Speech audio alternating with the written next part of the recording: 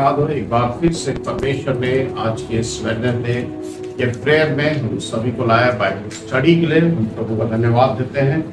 परमेश्वर ने अवसर दिया है कि हम परमेश्वर के वचनों से कुछ बातों को सीख सके, कुछ बातों को समझ सके।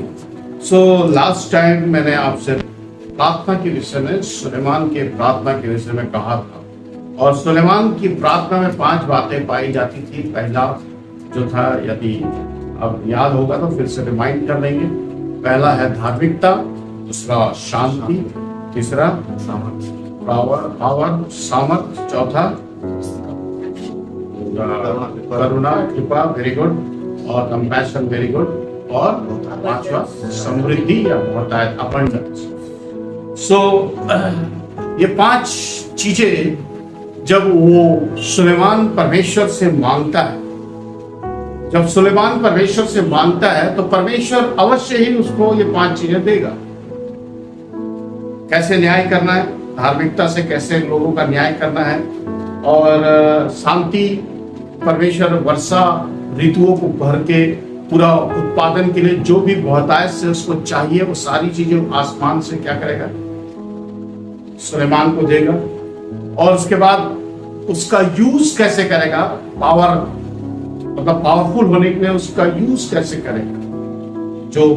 जो सामर्थ ऊपर से मिलती है, सॉरी सामर्थ नहीं, जो उत्पादन जो उसको मिलेगा, जो मौसम के थ्रू आएगा, वो उसको यूज कैसे करेगा उस पावर को, और उसके बाद कहाँ यूज करेगा, किसके ऊपर कृपा दृष्टि करेगा। और उसके बाद उस समृद्धि जो मतलब बहुतायत है, आपके पास बहुत सारा है, तो उसके लिए स्टोरेज करके उसको कैसे कैसे मतलब यूटिलाइज करें, है ना।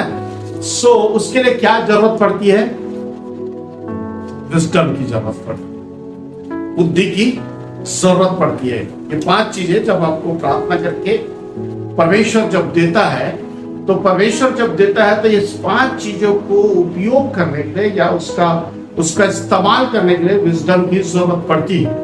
तो विजडम के बारे में जब आज हम सीखेंगे तो ये बहुत बड़ा एक सब्जेक्ट है, ये विषय ही बहुत बड़ा है, तो सारी बातें हम आज नहीं सीख सकते। विजडम में 2 चीजें याद रखना, एक है बुद्धि और एक है बुद्धि का वरदान।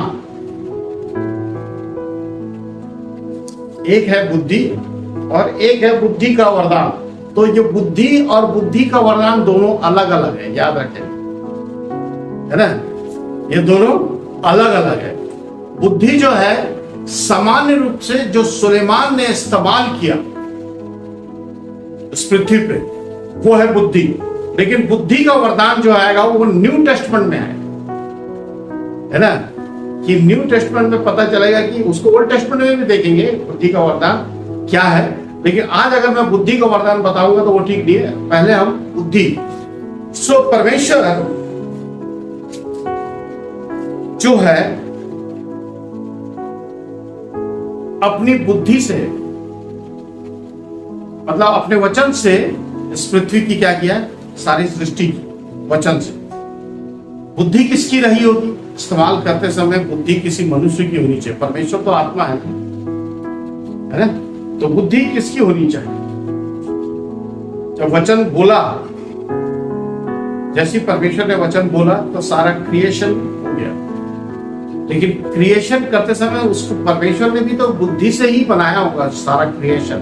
तो किसकी बुद्धि इस्तेमाल हुई, मसीह यीशु की बुद्धि। मसीह एक फिजिकल बॉडी में आया ना, फिजिकल बॉडी में, तो मसीह ओल्ड टेस्टमेंट में भी था। कहां पर था, उत्पत्ति 1 पहला वचन, पहला ही वचन नहीं था यीशु मसीह वहां, है ना। और क्योंकि परमेश्वर का वचन है, वचन कौन है, यीशु मसीह है ना। आदि में परमेश्वर ने आकाश और पृथ्वी की सृष्टि की, है ना। वचन परमेश्वर के साथ था और परमेश्वर ही वचन था। वचन क्या हुआ, देहधारी, वचन देहधारी हुआ। तो मतलब यीशु मसीह वहां था, वचन जो वचन के रूप में। तो बुद्धि किसकी है, यीशु मसीह, है ना, यीशु मसीह का। तो इसलिए बुद्धि से ही परमेश्वर ने क्या किया, इस चीज को सृष्टि किया। अब जब हम आगे चलते हैं तो ये बुद्धि कब आकर बिगड़ गई? जब आदम और हव्वा ने पाप किया और अधिकार को किसको दे दिया? शैतान को दे दिया। ये बुद्धि वहां से बिगड़ना शुरू हुई और बुरी तरह से बिगड़ गई। लेकिन अब परमेश्वर जो है फिर से उसको पुनः स्थापित किया या पुनः उसको क्या किया? निर्माण किया, है ना, इस बुद्धि का। किसके किसके थ्रू? ओल्ड टेस्टमेंट में कुछ लोगों के थ्रू स्टार्ट किया और वो आखिरी में आकर यीशु मसीह में आकर कंप्लीट विजडम को उंडेल दिया। सो आइए हम पढ़ेंगे कि बुद्धि का वचन क्या है। समझे? दो चीजें, बुद्धि का वरदान और बुद्धि का वचन। बुद्धि का वरदान और बुद्धि का वचन, है ना, ये दो चीजों का हम ध्यान करेंगे। निकालेंगे दूसरा तिमोथेयुस की पत्री, उसका 3 अध्याय और उसका 15, 16, 17। और बालकपन से पवित्र शास्त्र तेरा जाना हुआ है। कब से? बालकपन से, जो तुझे मसीह पर विश्वास करने से उद्धार प्राप्त करने के लिए बुद्धिमान बना सकता है। हर एक पवित्र शास्त्र परमेश्वर की प्रेरणा से रचा गया है और उपदेशक और समझने और सुधारने और धर्म की शिक्षा के लिए लाभदायक, ताकि परमेश्वर का जन सिद्ध बने और हर एक भले काम के लिए तत्पर रहे। इसको पढ़ने से पहले एक बात ध्यान रखें कि वो जो 4 बातें आत्मा के लिए जो बताया उसको कंटिन्यू बनाए रखना, उसको छोड़ना नहीं है ना। इस बात को ध्यान रखेंगे। अब अपन आ रहे हैं बुद्धि, विजडम में आ रहे हैं। दूसरा पॉइंट अपना क्या है? विजडम। विजडम में देखेंगे कि क्या बोलता है यहाँ पर, और बालकपन से पवित्र शास्त्र तेरा जाना हुआ है, जो तुझे मसीह पर विश्वास करने से उद्धार प्राप्त करने के लिए बुद्धिमान बना सकता है। किसको बोल रहा है ये पौलुस प्रेरित? तिमोथियस जो है बचपन से ही पवित्र शास्त्र को क्या करता था? बचपन से, बालकपन से ही क्या करता था? अध्ययन करता था, है ना। बालकपन से, छोटे बच्चे से ही वो क्या करता था? पवित्र शास्त्र को अध्ययन करता था। इसलिए वहां लिखा, बालकपन से पवित्र शास्त्र तेरा जाना हुआ और है, जो तुझे मसीह पर विश्वास करने से उद्धार प्राप्त करने के लिए बुद्धिमान बना सकता है। हर एक पवित्र शास्त्र, अब आते हैं, हर एक पवित्र शास्त्र परमेश्वर की प्रेरणा से क्या किया गया है? रचा गया। तो हर एक पवित्र शास्त्र में क्या होगा? क्या क्या चीज आएगी? हर एक पवित्र शास्त्र मतलब पूरे 66 बुक्स के बारे में इसमें लिखा हुआ। बाकी जितने भी बाहर के ग्रंथ है वो सब ग्रंथ धर्म के ग्रंथ है, लेकिन ये ग्रंथ का नाम है पवित्र शास्त्र। ये हमें क्या करता है? पवित्र बनाता है, ये, है ना। बाकी जितने भी लोगों के ग्रंथ है, जो भी कुछ है, वो धर्म का शास्त्र है, धर्म वो सिखाता है या जो भी सिखाता है। लेकिन पवित्र करने वाला सिर्फ एक ही पुस्तक है या एक ही किताब है जिसका नाम पवित्र शास्त्र बाइबल है ना। तो अब हर एक पवित्र शास्त्र परमेश्वर की प्रेरणा, मतलब 66 बुक्स के बारे में लिखता है ना।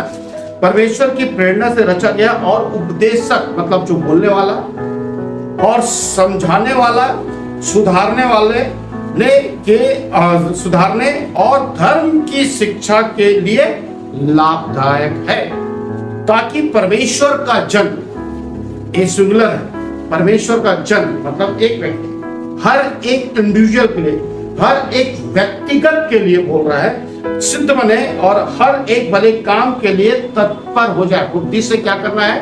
भले काम को करना है। अब परमेश्वर का ये पवित्र शास्त्र, हर एक पवित्र शास्त्र, ये पवित्र शास्त्र क्या है? पूरा परमेश्वर का वचन, मतलब लोगोस। इसको क्या बोल देंगे? लोगोस। और रेमा जो हमारे लिए इंडिविजुअल है ना। तो ये पूरा पवित्र शास्त्र को पढ़ने से क्या होगा? विजडम, हमारी बुद्धि जो है वो खुलेगी। ये है बुद्धि का वचन, याद रखिए, है ना। ये है बुद्धि का वचन। बुद्धि का वचन क्या करता है? साधारण लोगों को भी क्या कर देता है? बुद्धिमान बना देता। खोलेंगे भजन 119 का 7, भजन 19 का 7, 19 का 7। यहोवा की व्यवस्था खरी है, वह प्राण को बहाल कर देती है। यहोवा के नियम विश्वास योग्य है, साधारण लोगों को बुद्धिमान बना देती है। साधारण लोग, है ना। ये पूरा वचन क्या है? पवित्र शास्त्र जो लिखा है, पवित्र शास्त्र पूरा क्या है? लोगोस है। पूरा क्या है? लोगोस है। परमेश्वर का वचन मतलब बुद्धि से लिखा हुआ, परमेश्वर की प्रेरणा से लिखा हुआ वचन, परमेश्वर की आत्मा से लिखा हुआ वचन, ये क्या है? लोगोस है। जब हम लोगोस को अध्ययन करेंगे तो हम, अगर मान लीजिए इस पृथ्वी में एक साधारण इंसान जैसे दिख रहे हैं, तो उसको क्या कर देता है? बुद्धिमान बना देता है। साधारण मनुष्य को भी क्या करता है? बुद्धिमान बना देता है। अब आते हैं सुलेमान। सुलेमान क्या था? एक साधारण व्यक्ति था ना, बच्चा था ना। उसने प्रार्थना में बोला ना, मैं बच्चा, ना मेरे को आना ना जाना, ना कुछ पहचाना, ना कुछ समझ में आता है। एक साधारण राजा, तो उसके पिता का पद उसको मिल गया, लेकिन अगर उसको ऐसे देखेंगे तो वो एक कैसा व्यक्ति था? एक नॉर्मल व्यक्ति। तो उसको परमेश्वर की व्यवस्था और नियम के थ्रू वो क्या किया? बुद्धिमान बन गया। सुलेमान की बुद्धि। तो ये बुद्धि का वचन, बुद्धि का वरदान नहीं है, याद रखिए। बुद्धि का वचन है जो उसको, किसको मिला? सुलेमान को मिला। कैसे मिला? जब वो इसको अध्ययन कर रहा था, जब इसको अध्ययन किया, जब इसको पढ़ा। सुलेमान तक का, कब तक? सुलेमान तक का बाइबल कहां तक था? सुलेमान तक का मतलब बाइबल जो लिखा हुआ बाइबल सुलेमान के समय तक कहां तक था?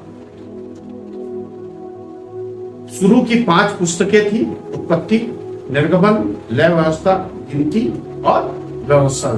उसके बाद सैमुअल आके राजनीति शास्त्र अलग से लिखा। सैमुअल आया और वो क्या किया? राजनीति शास्त्र लिखा, कुछ और आगे लिखा। सुलेमान को वहीं तक मिला था। लिखित रूप वचन का कहां तक मिला था? सिर्फ वहीं तक मिला, है ना। और हमको जो है मिला है कहां, कैसे मिला है? कंप्लीट मिला।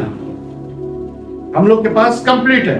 तो इसलिए हम जजमेंट के दिन परमेश्वर से खड़े होकर नहीं बोल सकते कि हमको ये बात मालूम नहीं थी, है ना। बोल नहीं सकते, है ना। हमको पढ़ना पड़ेगा, आत्मा से पूछना पड़ेगा, और सब कुछ बोल सकता है। परमेश्वर पूछेगा तो बोलेगा नहीं, पुस्तक, लाल पुस्तक 80 रुपये वाला तो दिया था, पढ़ना था तुमको, उसको ऐसा करके बोलना था।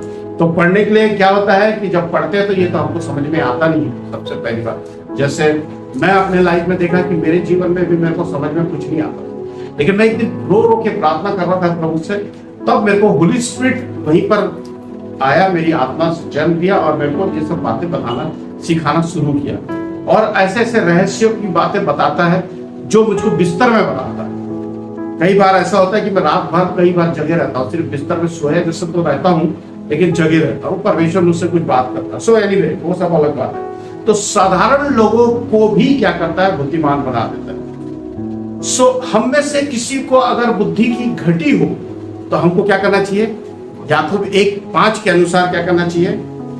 याकूब 1:5 के अनुसार हमें बुद्धि परमेश्वर से मांगना चाहिए। निकालेंगे 1:5 को पढ़ेंगे हम। याकूब, जेम्स चैप्टर 1 वर्स 5। पर यदि तुम में से किसी को बुद्धि की घटी हो, याकूब बोलता है, ये कौन सा वचन है? बुद्धि का वचन है, बुद्धि का वरदान नहीं।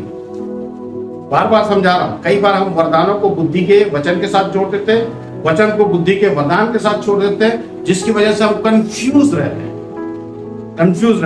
तो नेक्स्ट वीक वरदान के ऊपर हो सकता बोल पाऊंगा, या जो भी हो, देखेंगे कहां तक जाते हैं इसको, है ना।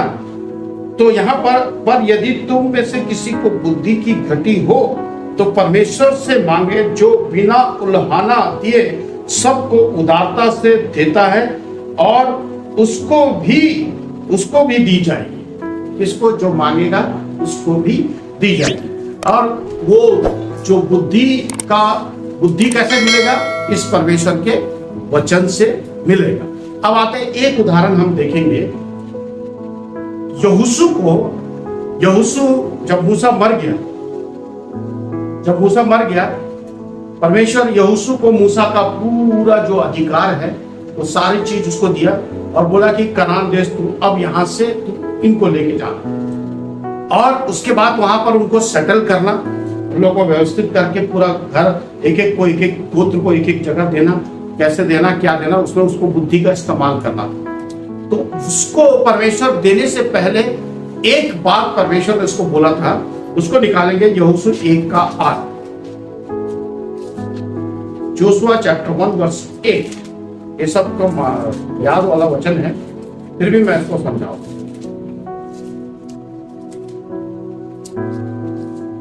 सात से पढ़ेंगे, यहोशू 1:7 से। इतना हो कि तू हियाव बांध कर और बहुत दृढ़ होकर जो व्यवस्था मेरे दास मूसा ने तुझे दी है उन सब के अनुसार करने की चौकसी करना, और उससे ना तो दाहिने मुड़ना और ना बाएं, तब जहां जहां तू जाएगा, जहां जहां तू जाएगा वहां वहां तेरे काम सफल होंगे। करना क्या है इसको? 8वां पद, व्यवस्था की यह पुस्तक तेरे चित्त से कभी ना उतरने पाए। मतलब लोगोस तेरे चित्त से कभी उतरने ना पाए। व्यवस्था की यह पुस्तक, लोगोस उस समय सिर्फ 5 पुस्तक थी, तो लोगोस तेरे चित्त से कभी उतरने ना पाए, इसी में दिन रात ध्यान दिए रहना। दिन में तो ध्यान दे सकते हैं, लेकिन रात में ध्यान कैसे दें? इसलिए जो कुछ उसमें लिखा है उसके अनुसार करने की तू चौकसी करे, क्योंकि ऐसा करने से तेरे सब काम सफल होंगे और तू प्रभावशाली होगा। ये अभी यहोशू को कब दिया गया ये वचन? जब वो कनान देश के बॉर्डर पे था, मतलब यरदन नदी के इस तरफ था और 2.5 गोत्र का प्लेसमेंट हो चुका था, 2.5 गोत्र को दे चुके थे, है ना। यरदन नदी के इस तरफ 2.5 गोत्र अपना अपना घर ले, अपना अपना जगह चुन लिए थे जब मूसा जिंदा था, लेकिन 9.5 गोत्र को उस तरफ जाना था, यरदन नदी के उस तरफ जाना था, इस्राएल के यरदन नदी के उस तरफ जाना था। तब जो है यहोशू को ये वचन दिया गया, और ये वचन लोगोस उसको दिया गया, और वो ये बोल रहा है कि व्यवस्था ये पुस्तक तेरे चित्त से कभी उतरने ना पाए, इसी में दिन रात ध्यान दिए रहे। दिन रात, दिन में पढ़ना और रात में मनन करना। Very good. मनन करना मतलब अब एक एग्जाम्पल हमारे सामने हमेशा दिखता है। हम एक साधारण एग्जाम्पल देखते हैं कि गाय जो है, हाँ, खाना पूरा खा लेती है, लेकिन रात में पूरा खाने को क्या करती है? बाहर निकालकर उसको क्या करती है? पूरा चबाती है, पूरा चबाती है। वैसे ही जब हम वचन को दिन में मनन करते हैं तो रात में क्या करता है परमेश्वर? आपको वो सारी बातें क्या करेगा? आपको बताएगा, और उस समय आप कितने फुर्तीले हो। ये बहुत ही स्पेशल सब्जेक्ट है, मतलब इसका मैं आगे जब लिख रहा था ना तो बहुत प्यारा एक से एक उसके पॉइंट्स आएंगे, पूरा प्रोवर्ब्स के ऊपर में रहेंगे आगे पॉइंट्स, पूरे प्रोवर्ब्स से बताना पड़ेगा। पहले तो ये हम विजडम के बारे में समझेंगे, है ना। सो रात में क्या करके? जुगाली करना, मनन करना। मनन करने से क्या होता है कि रेवलेशन बाहर आता है, रेवलेशन। तब वो क्या करेगा? बुद्धि का इस्तेमाल करेगा। जैसे सुलेमान ने क्या किया, वो 5 पॉइंट को क्या करेगा? अब उसको देश के अंदर में इंप्लीमेंट करना है। परमेश्वर अपनी बरकतें, अपनी आशीष दे देगा, लेकिन उस आशीष को आप संभाल नहीं पाओगे तो प्रॉब्लम है। संभालने के लिए आपके पास विजडम होना चाहिए। जैसे परमेश्वर अब्राहम को परमेश्वर ने आशीष दिया, जब आशीष देने लगा तो अब्राहम एक दिन खड़े होकर बोलता, प्रभु बस कर, मेरे को अब नीचे में संभाल नहीं पाता। बड़े उत्पत्ति में आप है, उत्पत्ति में है ना। परमेश्वर जब उसको ब्लेसिंग देना शुरू किया और इतनी ब्लेसिंग्स आने लग गई कि वो क्या कर रहा था? परमेश्वर अब बस कर, मेरे को मैं नहीं संभाल पा रहा। सो आप ऐसे परमेश्वर है हमारा, जब वो देता है तो एकदम जो है आना शुरू होता है, और उसके बाद आप संभाल नहीं पाओगे उसको। इसलिए विजडम का होना जरूरी है कि टाइम टाइम पे परमेश्वर क्या कर रहा था? लोगों को अपनी आशीष से दे रहा, और टाइम टाइम पर लोग उसका इंप्लीमेंट कर रहे थे।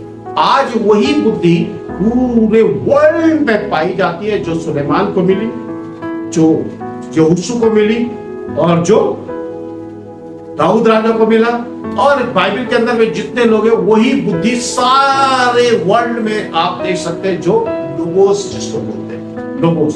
लेकिन अभी मैं आपको वो वाला बुद्धि नहीं बता रहा हूँ वरदान के बारे में, वो अलग चीज है, वो एक अलग मैटर है ना। देखिए इसके ऊपर बता रहा हूं। तो अब इसके लिए सबसे पहला काम क्या करना चाहिए बुद्धि प्राप्त करने के लिए? सबसे पहले नीति वचन की पुस्तक उसका 1:7, यहोवा का भय मानना बुद्धि का मूल है। यहोवा का भय मानना बुद्धि का मूल है। बेस क्या है बुद्धि का? यहोवा का भय मानना। और भय कैसे मानेंगे? लोगोस को जब आप अध्ययन कर रहे हो, मतलब परमेश्वर के वचन को जब आप पढ़ रहे हो, डिफरेंस आप क्या कर रहे हो? परमेश्वर का भय मानना, है ना, और कुछ नहीं है। भय मानना मतलब आप परमेश्वर को कभी कोई देखा ही नहीं, है ना। परमेश्वर का भय हम कैसे मानते हैं? बेस क्या है? स्टार्टिंग जो बेस, बुद्धि का बेस क्या है? परमेश्वर का भय मानना। और भय क्या है? परमेश्वर के वचन को अध्ययन करना ही भय है परमेश्वर। मनुष्य का कर्तव्य, सबसे पहला मनुष्य का कर्तव्य क्या है? परमेश्वर का भय मानना। और वो हमने क्या किया है? बुद्धि का जो स्टार्टिंग होता है परमेश्वर का भय मानना, वही क्या है? बुद्धि का मूल है ना। बुद्धि का आरंभ भी वहीं से शुरू होता है। नीति वचन 9:10 निकाल कर पढ़िए। नीति वचन 9:10, यहोवा का भय मानना बुद्धि का आरंभ है। बुद्धि का क्या है? आरंभ है। बेस भी है और आरंभ भी है ना। क्यों? क्योंकि हमारी जो वो बुद्धि है, वो कौन सी बुद्धि है? जो आदम से आ रही है, वो बिगड़ी हुई बुद्धि है ना। ध्यान रखेंगे, उस चीज को हम पहले पढ़ चुके हैं, समझ चुके हैं। लेकिन अभी जो हम लोगोस को जब अध्ययन करते हैं, तो लोगोस को अध्ययन करने पर हमारी आत्मा के द्वारा हमारी बुद्धि के अंदर कौन सी परमेश्वर अपनी बातों को डालता है, कुछ बातों को वचन के अनुसार डालता है। तो वचन के अनुसार जो डालता है वो चालू होता है बेस, और वही स्टार्ट होता है, वहीं से स्टार्ट होता है ना। तो नीति वचन 9:10 में क्या लिखा है? यहोवा का भय मानना बुद्धि का आरंभ है, और परम पवित्र परमेश्वर को जानना ही समझ है। परम पवित्र परमेश्वर को जानना ही क्या है? समझ। ये समझ जो है ना, ये आएगा वरदान, है ना। परम पवित्र परमेश्वर को जानना, परम पवित्र परमेश्वर जहां आ गया ना, वहां ये वरदान है ना। ये वरदान में आएगा। इसको अपन नेक्स्ट वीक देखेंगे। और उसके बाद बुद्धि क्या करता है? बुद्धि क्या करता है? निकालेंगे अय्यूब 28:28, जो 28:28।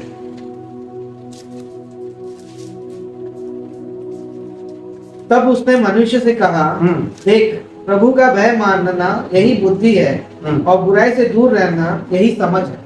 बुद्धि क्या करता है? हमको बुराई से दूर करता है ना। देखिए, बिगड़ी हुई बुद्धि क्या करेगा? बिगड़ी हुई बुद्धि बुराई को भी क्या करेगा? साथ में लेके चलेगा, है ना। लेकिन यहाँ पर यहोवा का भय मानना बुद्धि का क्या लिखता है? तब उसने मनुष्य से कहा, प्रभु का भय मानना यही बुद्धि है, यही बुद्धि है, और बुराई से दूर रहना यही समझ है। बुराई से दूर रहना, बुराई से मतलब बुद्धि क्या कर रहा है? बुराई से हमको क्या करता है? परमेश्वर का लोगोस जो है हमको बुराई से क्या करता है? दूर करता है ना, दूर करता है। इसलिए हमको क्या करना चाहिए? इस बुद्धि के वचन को हमेशा क्या करना चाहिए? अपने जीवन में इंप्लीमेंट करते रहना चाहिए। बुद्धि। उसके बाद भजन 111:10 में क्या लिखा है? बुद्धि का मूल यहोवा का भय है। जितने उसके आज्ञाओं को मानते हैं उनकी बुद्धि अच्छी होती है, उसकी स्तुति सदा बनी। उसकी बुद्धि, जितने यहोवा को मानते हैं उसकी बुद्धि क्या हो जाती है? अच्छी होती है, अच्छी होती है। परमेश्वर ने सृष्टि किया, पहला दिन बनाया और क्या बोला? ये अच्छा है ना।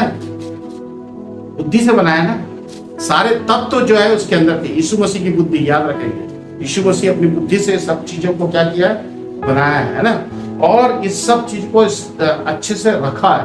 तो जैसे हम यहोवा का भय मानते हैं तो बुद्धि क्या हो जाती है, अच्छी होती है। हमारी बुद्धि जो है, मतलब खराब बुद्धि है इसलिए वो अच्छी दिख रहा वहां पर, है ना, इसलिए अच्छी है। तो खराब बुद्धि है, तो खराब बुद्धि को क्या करता है, अच्छी बुद्धि बनाता है परमेश्वर। किसके थ्रू?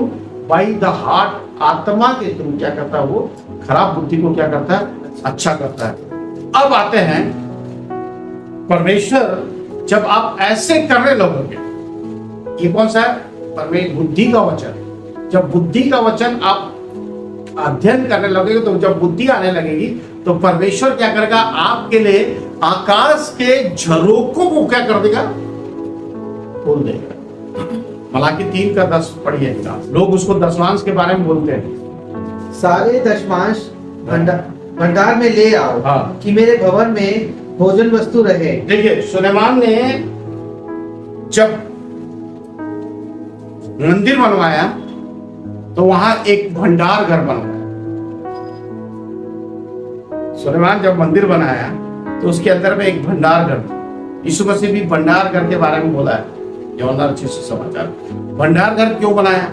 जब बहुतायत या समृद्धि से रहेगा तो कहाँ रखेगा उसको, स्टोरेज में रखेगा, स्टोर में रखेगा ना, तो इसीलिए बनवाया, है ना। तो सारे दशमांश कहाँ लेके आने बोल रहा है, भंडार में। मतलब परमेश्वर जो 100% दे रहा है उसमें 90% तुम रखो और 10% कहां लेके आओ,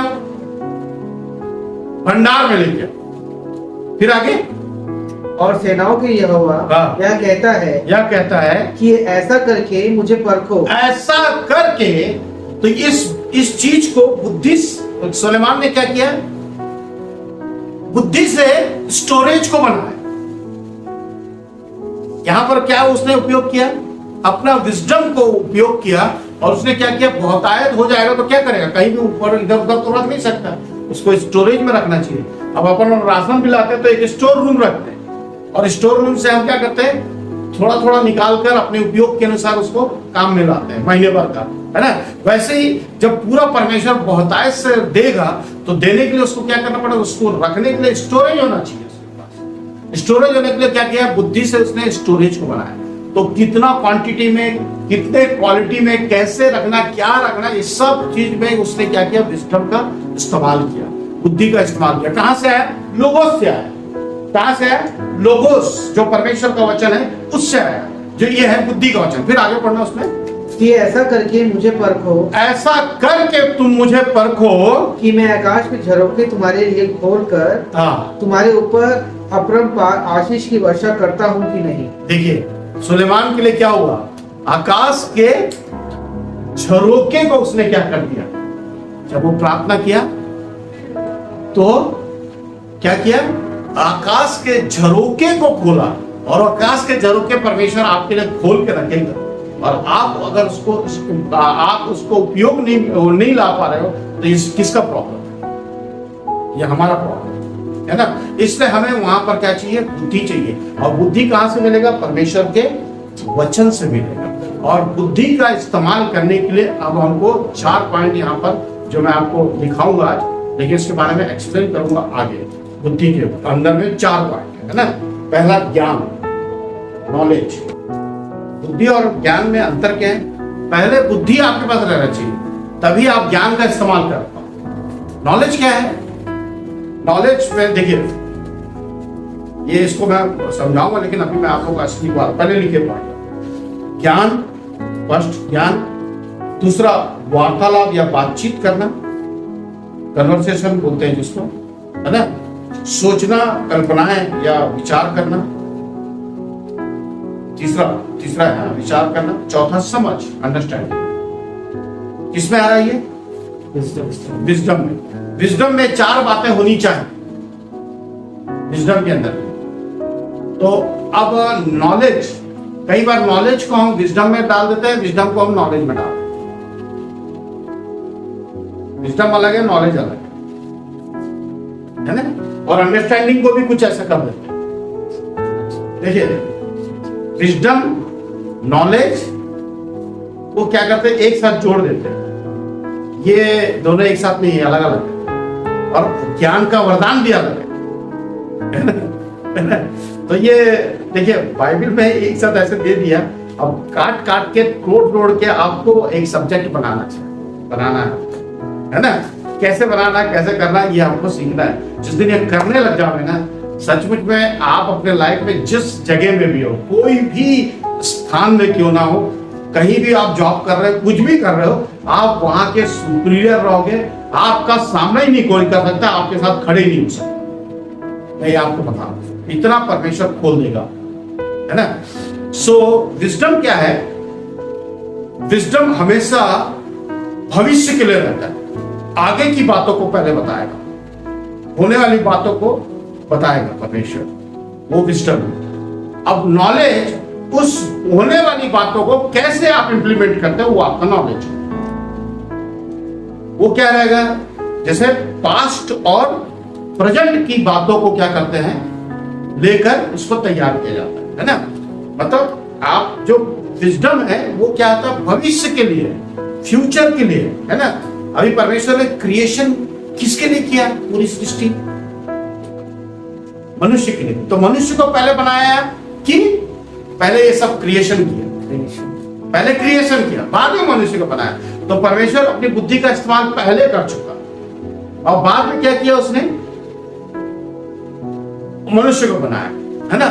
सो पहले विजडम जो है हमेशा फ्यूचर के लिए याद रखेंगे, फ्यूचर के लिए रहता है विजडम। आपका फ्यूचर मतलब आपको फ्यूचर का प्लान पहले ही हो जाएगा, आप पहले से फ्यूचर के बारे में सोच समझ जाओगे। अब उस फ्यूचर में कैसे उसको उपयोग करना है, क्या करना है, कैसे रहना, तो ज्ञान को उठा के लाओगे। भविष्य में, भूतकाल में कैसा था, इसका उपयोग किया लोग, तो भूतकाल के लिए देखने के लिए आपको क्या कहां देखोगे? बाइबल में। वर्तमान में आपके सामने दिखने वाले लोग, आपके साथ काम करने वाले लोग, आपके सामने रहने वाले जो वस्तु है, ये सब चीज को देखकर उसके अनुसार ज्ञान का उपयोग वहां कर पाओ। यह है नॉलेज जो हम देखकर, सुनकर, भविष्य, भूतकाल और वर्तमान काल के द्वारा इसको लाते हैं। ये ज्ञान है ना? ज्ञान है। तो इसके बारे में नेक्स्ट वीक, मतलब जो ज्ञान है उसके बारे में और अच्छे से, पहले हम तो विजडम ही देखेंगे, है ना? तो ये 4 पॉइंट है। पहला क्या है? ज्ञान। दूसरा कन्वर्सेशन, वार्तालाप, बातचीत करना। किसी से भी आप बातचीत करोगे तो आपको क्या होगा? विजडम, उसका भी विजडम और आपका भी विजडम पता चलेगा। जब काउंसलर जो है किसी से बात करता है, तो काउंसलर जो होता है बात करते समय पहले क्या करेगा? काउंसलर का क्वालिटी क्या होता है? सबसे फर्स्ट क्वालिटी उसका ये रहता है, वो उसका सुनता है। वो ये कुछ नहीं बोलेगा, सुनता है। और सुनकर किस जगह में देखता है? उसके थॉट्स को, मतलब उसके विजडम को पकड़ता है, उसका स्पिरिट को पकड़ता है, और उसका व्यक्तित्व को पकड़ता है, उसका भौतिक स्थिति को जानता है, और उसका सामाजिक स्थिति को जानता है, और उसके पास पैसा, ये सब चीज को देखता है। किस जगह में काउंसलिंग कर रहा है, याद रखेंगे, काउंसलर, है ना? डॉक्टर भी, जब आप डॉक्टर के पास जाओगे तो डॉक्टर देखेगा, अरे मौसम खराब है, सर्दी हो गया, किसके कारण हो रहा है? मौसम के खराबी के कारण। तो मौसम के साथ समझकर वो प्रिस्क्रिप्शन लिखता है वैसे उसके हिसाब से। सो मैं वो सब आपका ये, तो वो वार्तालाप, बातचीत से पकड़ में आएगा लोगों से, है ना? लोगों के बातचीत करने से आपको क्या पकड़ में आएगा कि इसमें क्या प्रॉब्लम। तो इसीलिए वो क्या करता है? सिर्फ सुनता है, और उसके बाद सोचना, विचार करना। अगर आपके पास बुद्धि है तो आप सोचोगे कि कुछ भी करने से पहले, ये करने से कहाँ, इसके इफेक्ट्स क्या क्या है, इसके परिणाम क्या क्या है, कहां तक जाएगा, क्या करेगा, ये सब चीजें क्या है, आप उसको सोचोगे। और उसके बाद क्या? समझ, अंडरस्टैंडिंग। परमेश्वर को जानना ही क्या है? समझ है। परमेश्वर को जानना ही क्या है? समझ है। तो ये भी एक बहुत बड़ा। और सुलेमान कौन सा वरदान मांगा था? समझ का वरदान मांगा।